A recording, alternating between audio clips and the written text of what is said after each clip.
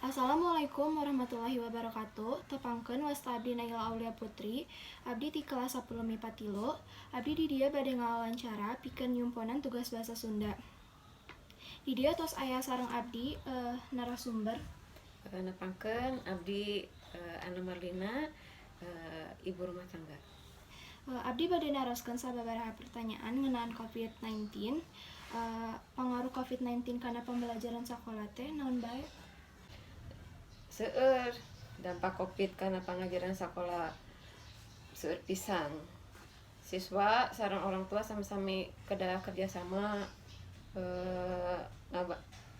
nu biasana cuman antar jemput sekolah ayeuna kedah nungkulan ngajarkeun dari nol ya sami-sami belajar weh. Apalagi kan ayeuna teh nganggo sistemna Zoom sareng Google Meet nya eta we kendalana paling. Sikap anu bisa dilakukan dina pembelajaran jarak jauh atau daring ieu teh naon wae?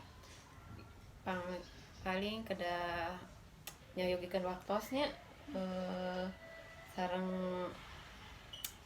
pembelajar kumaha nya sareng sepuh mah geuningan urang kali teh sok benten gitu nya.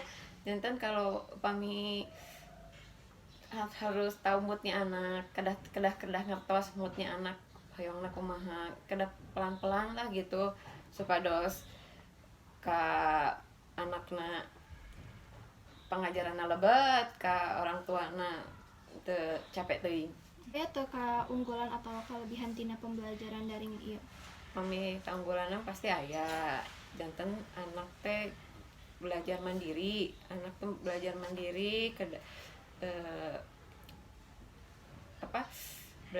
belajar teknologi we gitu. Anu terakhir naon wae anu diharapkeun ka payuna? Pikeun ka payuna mah hoyongna nya Covid tiasa enggal-enggal beres. Barudak biasa ka sakola deui belajar sareng rerencanganana gitu.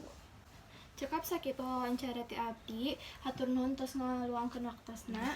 Hapunten bila aya kalepatan. Wassalamualaikum warahmatullahi wabarakatuh. Waalaikumsalam warahmatullahi wabarakatuh.